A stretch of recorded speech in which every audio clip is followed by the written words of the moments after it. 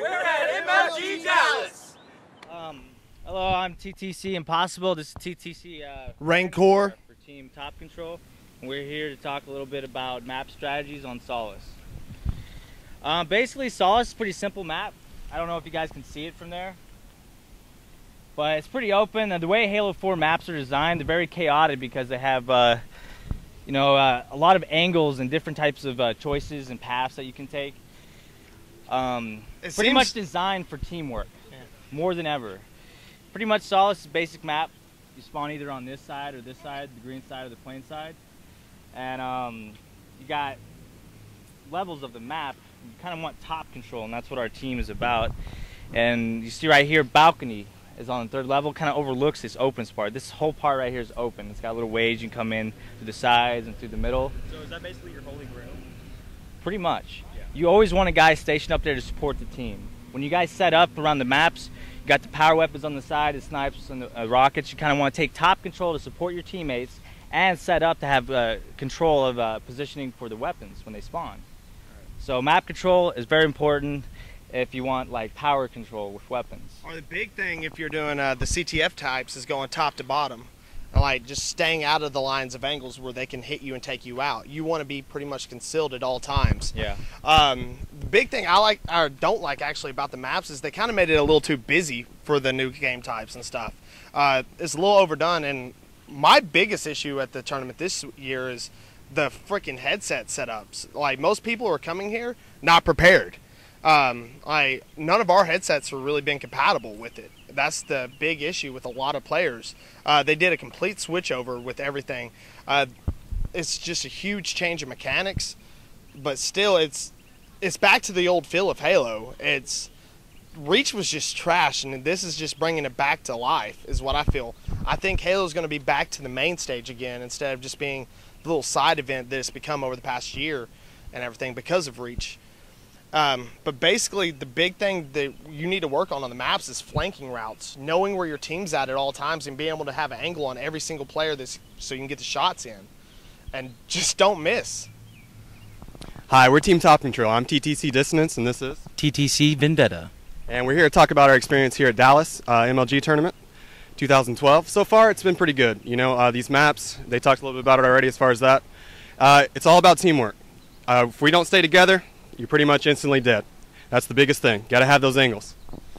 Yeah, just touching on another subject that Rancor was touching on. The line of sights that are in the maps that I've noticed, it makes it very difficult for a randomized player to just join a game versus an actual team. The disadvantages from playing a new game versus playing Reach, which we've played tons and tons of hours on. Obviously, we don't know any sort of the flood maps for the way the players are going to move, and everything's changed. The full mechanics, they've revamped it. I don't know if the viewers have played Reach or not, but my belief is Reach was a prequel to Halo 4 because they used the same engine. It's going to be the same premise, but it's totally different. That's what blew me away when I first got to MLG Dallas. I don't know about Dissonance, but we'll find out. Yeah, I was going to talk a little bit about some of the strategies we've seen so far. One team held an area the whole time, and that, what team was that? That was Nemesis. And they did really well with that strategy. We're just getting our team together, but once we get a little bit more organized, that's going to be something that's easy to pick apart. The other thing that was kind of an issue is the jetpack technique they seem to use a lot. That throws off the headshots. You know, you get five in straight headshots in the head, they're out. But they jetpack up, we hit them in the leg, they still hit us in the head, and that's pretty much game over. The damage modifier for Halo 4 versus any other Halo. They put so much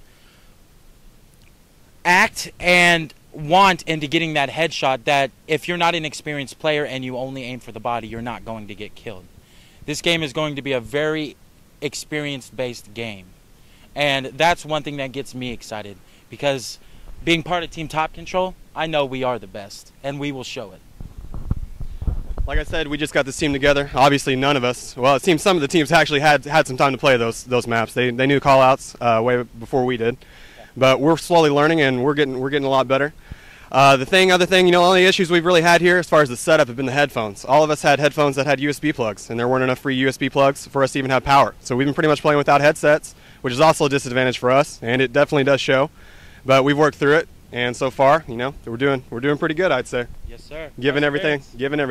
Determination. That's what we got. How does that lack of headsets affect your strategy? Lack of headsets. The sound is very important. I mean, we don't know if they're around the corner and they can pick us off that easy. They can drop down, they hear us. We can't hear them, we don't know. So it's more on us pretty much calling out to each other, and our coach standing behind us telling us exactly where everybody's at, yelling to each other, because that's about all we can do. Another thing, if you don't have a headset, you're at a disadvantage for hearing your own teammates and hearing call-outs, because you can yell all you want, but the way you're set out, it goes out. It doesn't go side to side. So regardless, you can still not hear it. Never go to an MLG competition without a headset, 100%. And I think that's it. Or to one with a USB port. As long as it doesn't have a USB port, you can use a crappy PC one, and that's probably what we're going to have to end up doing. Yep. But, yeah, that's just some food for thought for next time. We'll be prepared, more prepared.